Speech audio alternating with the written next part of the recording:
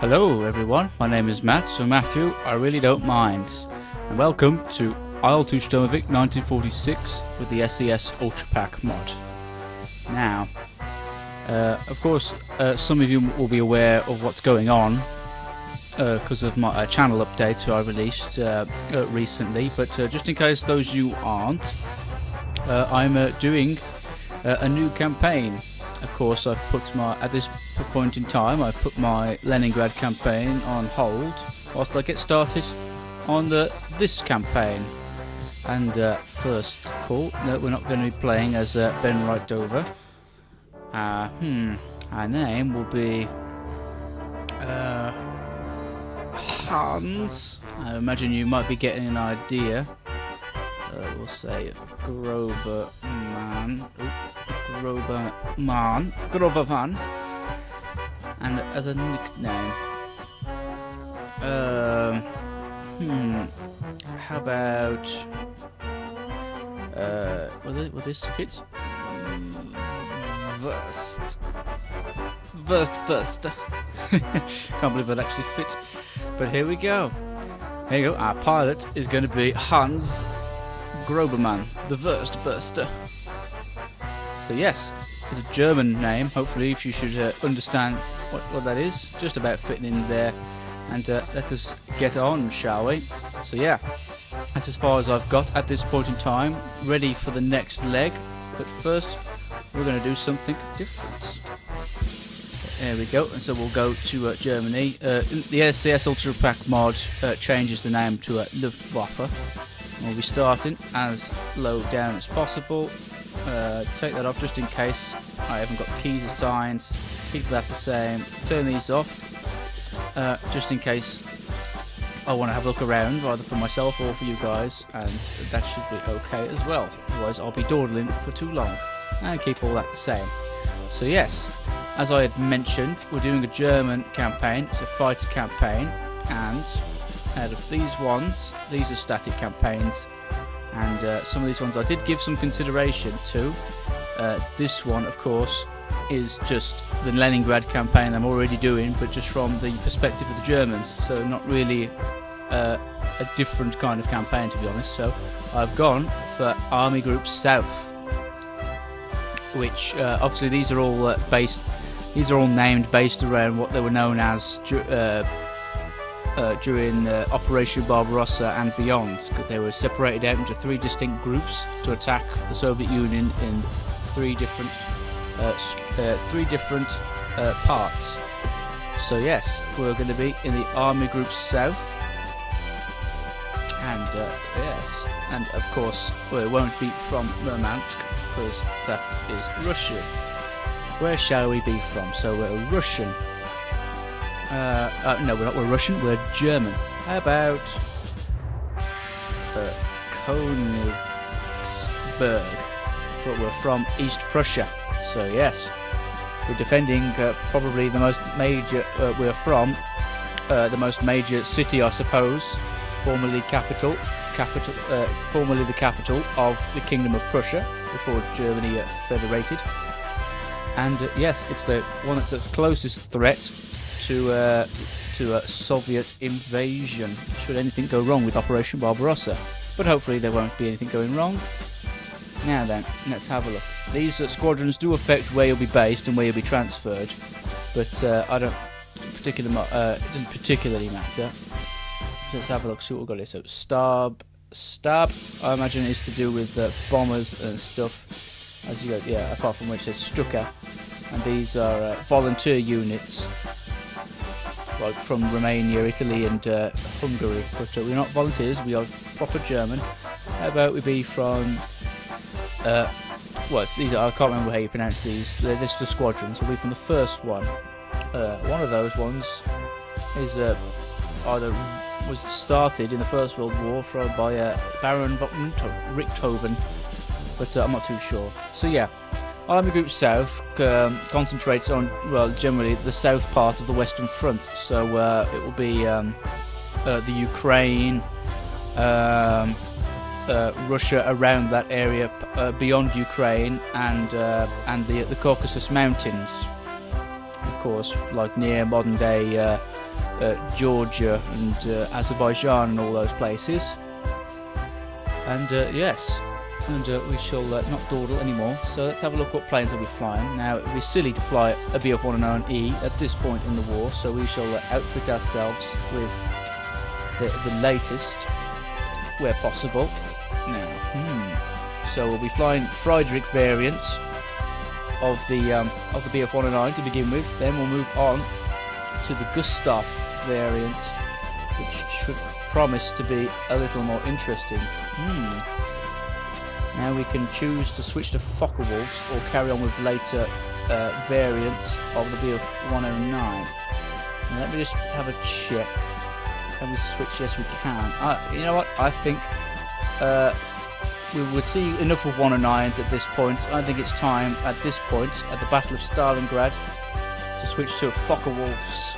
Not that they're necessarily better; they're as good as the 109s, but just a bit more of a different environment, I suppose. Then we can upgrade to the next level of Focke-Wulfs, perhaps again as well. And then maybe even again, could maybe tempted to switch back to 109s just because of these just to spice it up a bit. But then we've got the A8 variant, and then of course we've got D9, and then we've got these far later versions of the 109. But I think I will go for the latest Focke-Wulf variant. So we're with 109s for a couple. We've got quite a big chunk here where we're not flying 109s. Now we've got those. How late are those? How about, what's this variant here? G6AS. Perhaps maybe that one at some point. G6. We want to keep Focke-Wulf 190s. So we've got plenty of 109 content. Then those.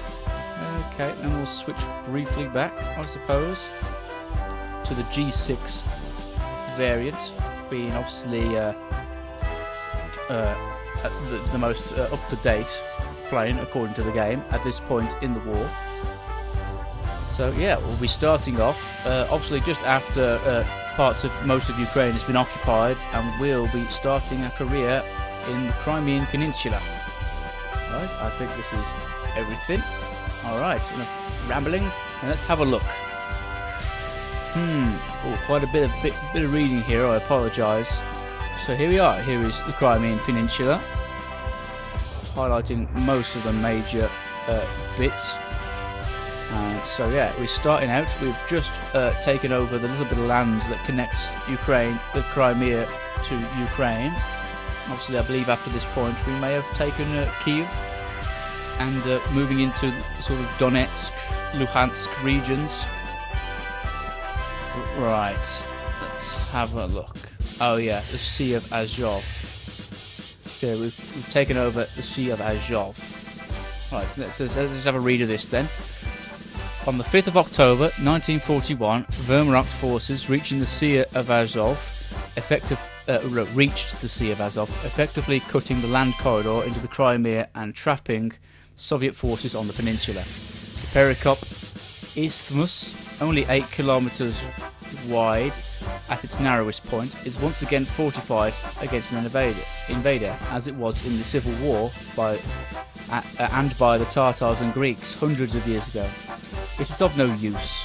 German tank forces, aided by Heinkel and Stuka bombers, have broken through the Perikop defences and have gained a foothold in the Crimea. Together with our Romanian allies, that's Romania nowadays, fresh from their victory at Odessa 2 weeks ago, German forces are preparing to strike south at Simferopol, Crimea's capital, and Sevastopol, home of the Black Sea Fleet. Earlier this year we were involved in the victorious Greece campaign, more like the Balkans campaign, and we have now been attached to Luftwaffe 4, responsible for the Army Group South area in Operation Barbarossa, the attack on the Soviet Union. Together with the Romanians, we are holding the right flank, facing both the Red Air Force and the Black Sea Fleet Air Regiments. Our opponents are flying a few modern fighters such as the Yak and a seamlessly inexhaustible supply of older Polikarpov designs. That's the I-16, I think. Is it I-16? Yeah. Our successes so far and the high scores and the high scores amassed by our pilots have been based on our skill, teamwork and determination to start every fight with the altitude advantage. We were assigned to the first Staffel, commanded by Oberstleutnant Schreiber, and today for our first mission is October 28th. So it's slightly after the where I've left off the Leningrad campaign. So at this point in Operation Barbarossa, I think they're just about to start marching on Moscow, but generally things aren't going as well as they'd like. As you see, they had anticipated on taking Moscow either by now or pretty soon by now, but they are barely scratching the surface of taking Moscow because of the unanticipated amount of heavy casualties that they've sustained the Axis. But anyway, for now, it seems that them being cut off from the rest of the Ukraine and receiving very limited reinforcements from the Taman Peninsula over here in the Caucasus sort of area, we shouldn't have too much of a problem. Okay then, so let's move on to the mission now. That's enough talk. It's October 28th, 1941, setting off in the morning, and yes, a lot higher altitude, lot higher insertions this time because we're fighters, you see, not Sturmoviks, so we'll be wanting to have the altitude advantage. Pilots, we are visiting our Russian friends around Yevpatoria. Commanders ordered raids on the Soviet supply lines. So we are last in a small group, in a group of 4 fighters. There you go, more sort of a conventional little flight group or squadron, whatever you call it. So yeah, we're heading over here to one of the major sort of areas on the Crimean Peninsula. Obviously, Simferopol is the capital, and Sevastopol is the main target here, because that's where, after being kicked out of Odessa, the Black Sea Fleet is based. So we want to try and take that and try and trap them somewhere. And of course, we want to make sure that they can't send reinforcements across the Kerch Peninsula. It calls this part of it. But anyway, enough of that. Let's just have a quick look. So yeah, we don't have any armament. Let's have a look at the players. This is a Friedrich 4, so not the earliest we could have picked, but definitely nice and better.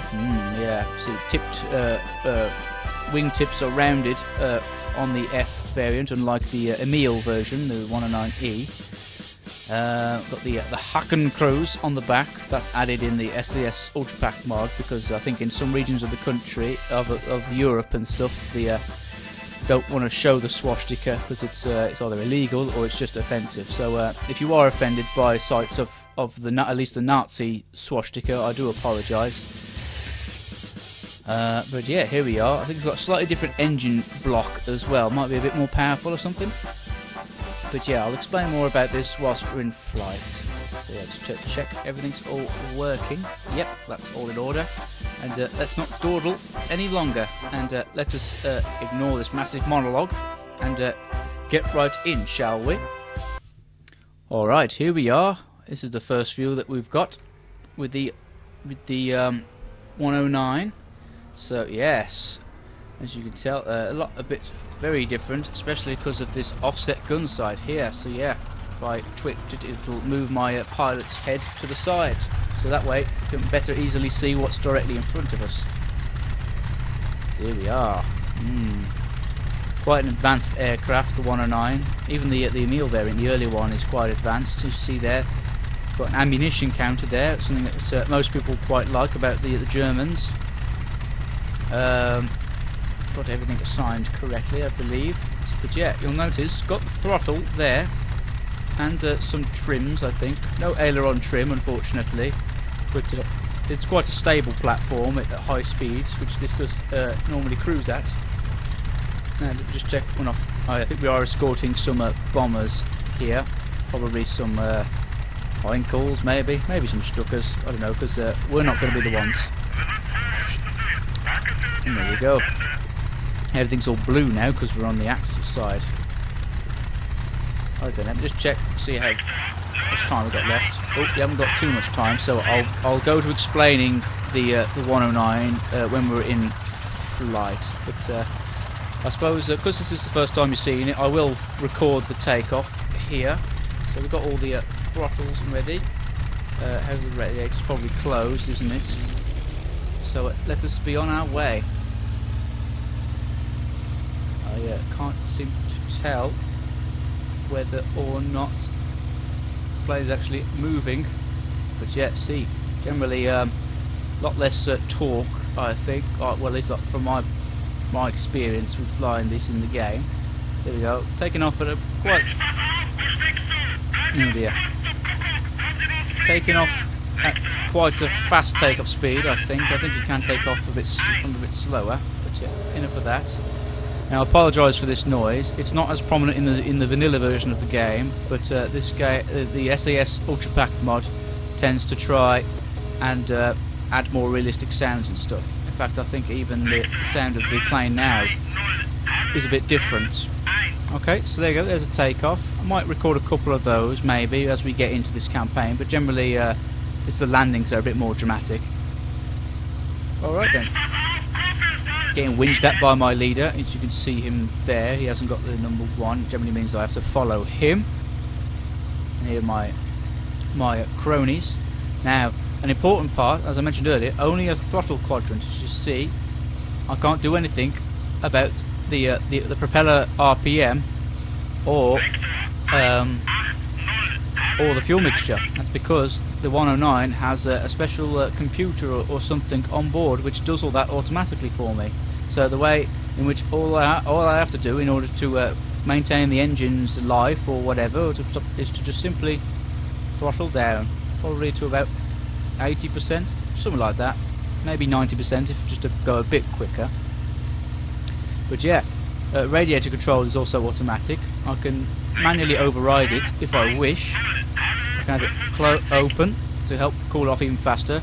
I can have it set to closed or /automatic, which means is that it will close it when I'll close it manually, but then the onboard computer will control that along with the other aspects of the engine. So it's a very advanced aircraft for its time. Of course, I can manually close it as well, but I'm going to leave it on automatic because it's one less thing for me to worry about.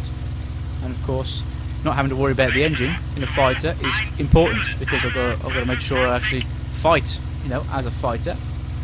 So not going to throttle down just yet because I was trying to catch up to my flight leader.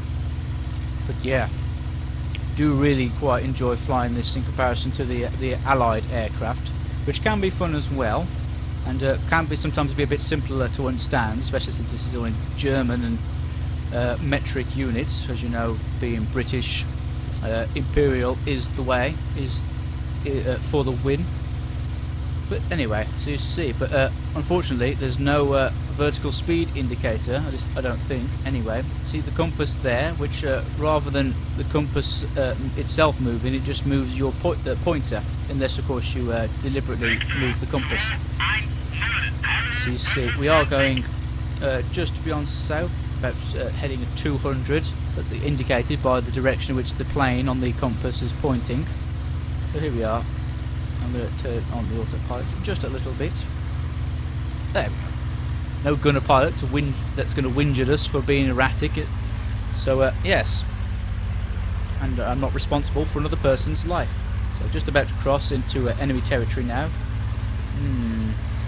A lot of airfields here to cover, but at this point in the war, the supplies and the training and stuff of the Soviets isn't as well kept or as well as good a quality as the Germans at this point. I'd say they've got the numbers definitely, and that's why they've just been throwing them at the Germans and causing loads of heavy losses for both sides. But generally, there we go, nice little formation.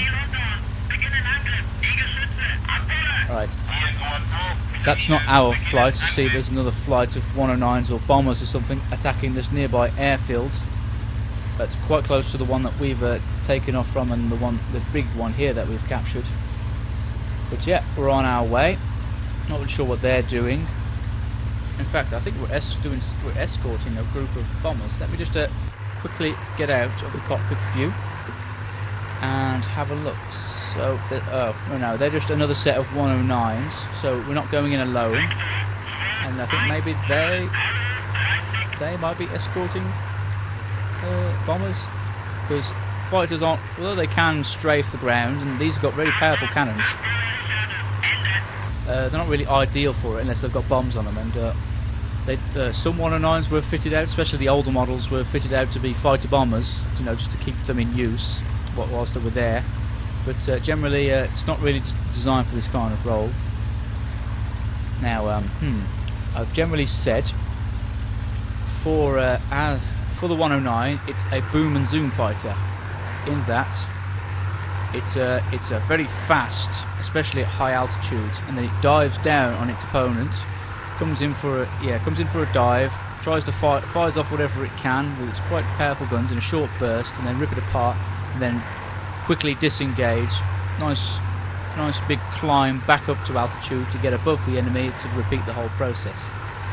Now, I'm not really the best pilot to showcase that. Sometimes I am tempted to get into dogfights, which is not really what the 109 is for, because it's at slower speeds. The nose gets jerked about a lot more by the powerful guns. At least I think they're in the nose. And of course, other planes that are more manoeuvrable at low speeds, like the I-16 and the Yak, at least for the Soviets, can take advantage of that. But generally, 109 at this point is probably superior. Oh dear. It's probably superior to most aircraft. I don't know what my pilot is doing. The camera's a bit hard to manipulate in SAS. Right, so yes. So more focus on the combat in a 109, to be honest. And yeah, it should be interesting for me as well. Different type of flying, not really aiming for ground targets. And yeah, okay then. I think that's enough information for this episode about the 109. I will skip ahead to the combat area. Right then, now I'm back. Seems that we are attacking ground targets. We're going after this supply convoy here in this port town. Can't quite see what it says. So yes, they're somewhere in the city. Gonna follow my flights here, diving at nearly 500 kilometers per hour.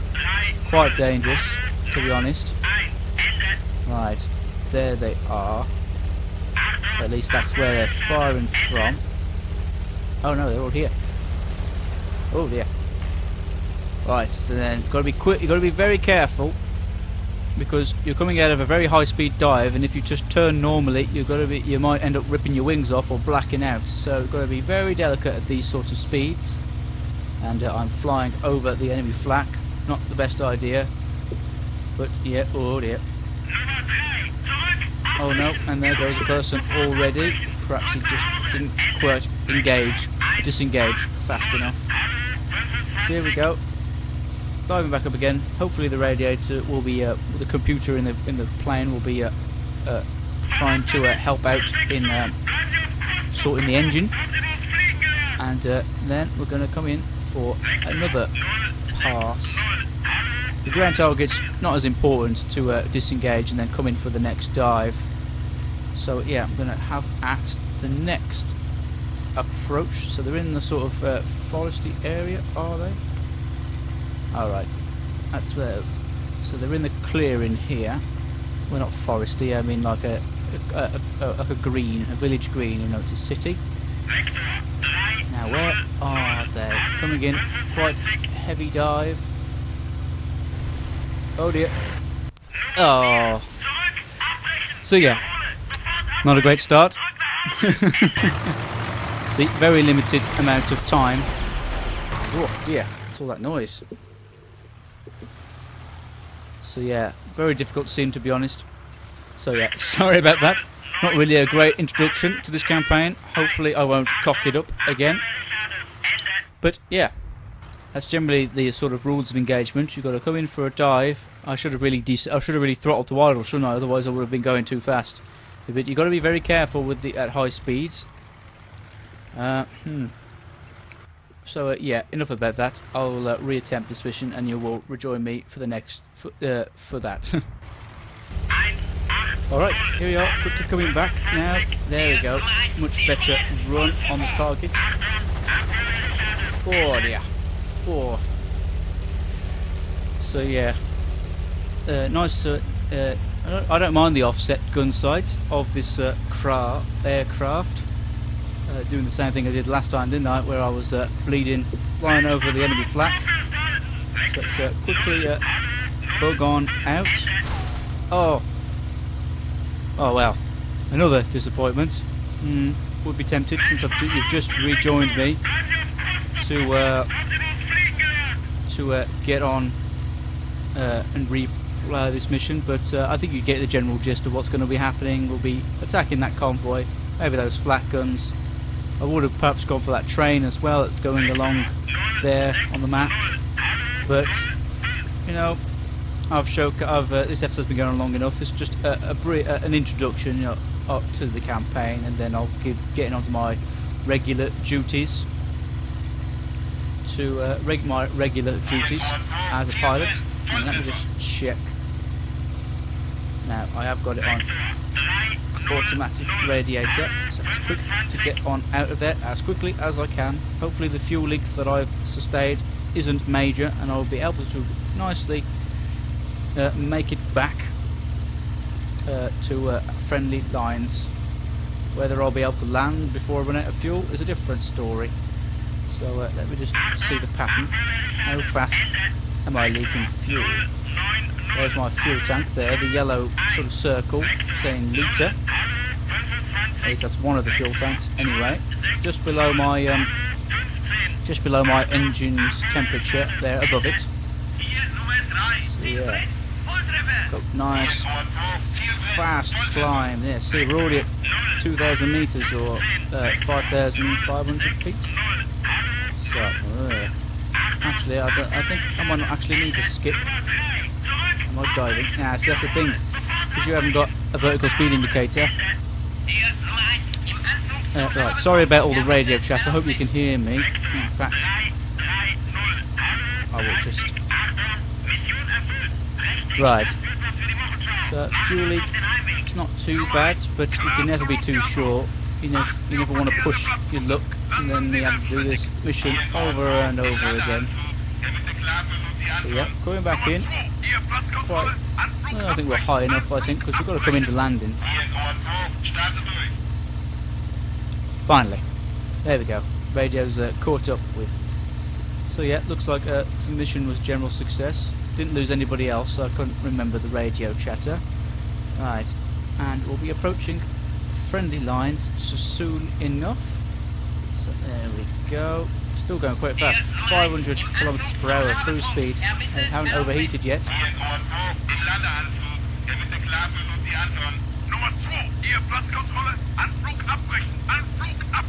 Go. Nice. Descent so you can have a look. Oh no, what's happened there?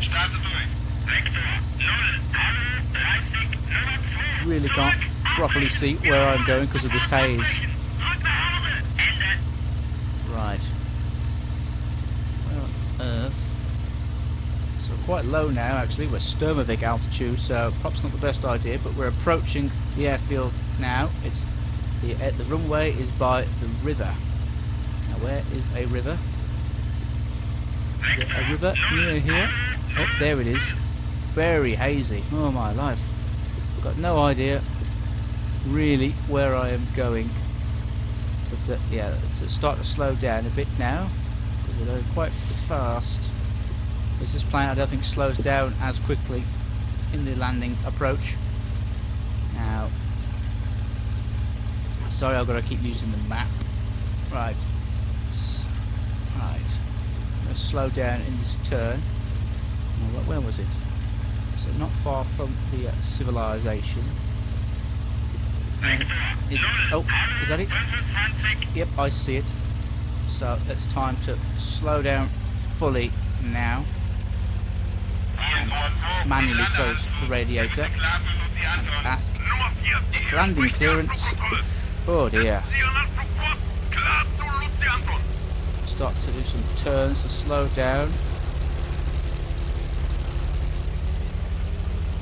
Oh, a nice big turn. Oh. That better not been. Is he landing 2? No. So sorry, you're going to hear the blinking klaxon as I start to bring down everything for landing. Alright. Oh dear. Oh dear. Start to gain speed. Oh dear. So it seems like 200 kilometers per hour. Might be a bit fast. Oh dear. Touch down with. Oh dear. Big bounce. So yeah, a lot more difficult to land the 109. Although that's probably just my skill. I can't really see where I'm going, I'm afraid, so don't want to ruin it now. Now, does this have taxiways that come off onto the ones on the side? Oh yeah, it did. I missed them, didn't I? Okay then. So let's just go to this parking area here. I'm not gonna. Oh dear, still going quite quick.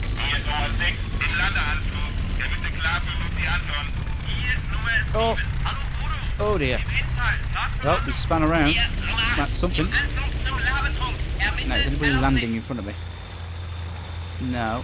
No damage, like it seems. Right, come on. Fucking move. Right. Just got to get over there. Oh, there is a little bit of a grassy bit here. Oh, nice. So let's go and park in next to those other, I think they're 109s. We'll have a look at them. Oh. Nothing in the way. Where are they? Are they, oh. They might be older variants. They've got the yellow engine covers. Are they Emils maybe? Are they used as fighter bombers, or are they just trainer aircraft for the 109s? Not sure at this point. But why are we going slowly again? Are we going up a hill? No, doesn't seem like it. I might have done a bit of damage or something to my aircraft.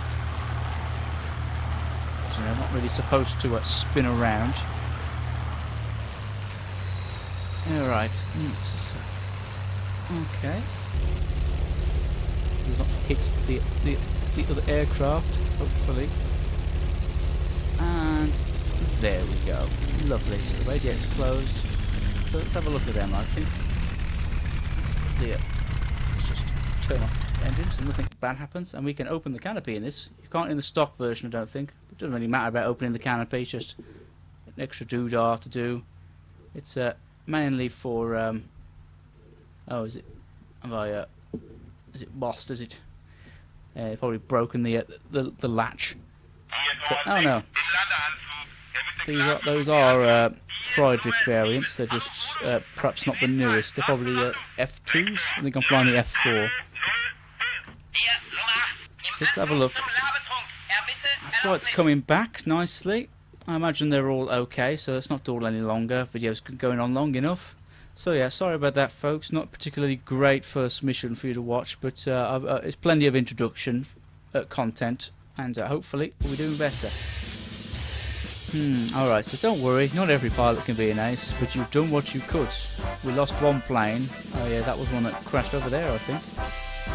Yeah, Ju-88 shot down. I don't know how. So we destroyed one vehicle, I'm afraid. It was a truck. So yeah, very different. I've got to get used to flying the 109s and German aircraft again. It's been some time. So yeah, destroyed a lot of cars here. Alright, there we go. Now I'll apply it in the next video, sorry. Okay then, so that's it. I'm going to call it here. So there we go, we've done a preemptive strike against a big build-up of forces over here. We can imagine that some people were responsible for something over here. And of course they sent Ju-88s to bomb a nearby airfield and forces over here. So yeah, going to call it here. Thank you very much for watching. Hopefully you won't mind me starting this campaign rather than carrying on with the Leningrad campaign. But if you're not concerned with that and you actually wanted me to do a German campaign, either from the start or you just fancied me doing one anyway, then thank you very much for joining me. And hopefully you can continue to join me on my journey through the campaign for the Army Group South. And yes, thank you very much for watching. Don't forget to like, comment, favorite, subscribe, any of all that stuff. I really appreciate it. And I will see you in the next episode. Goodbye.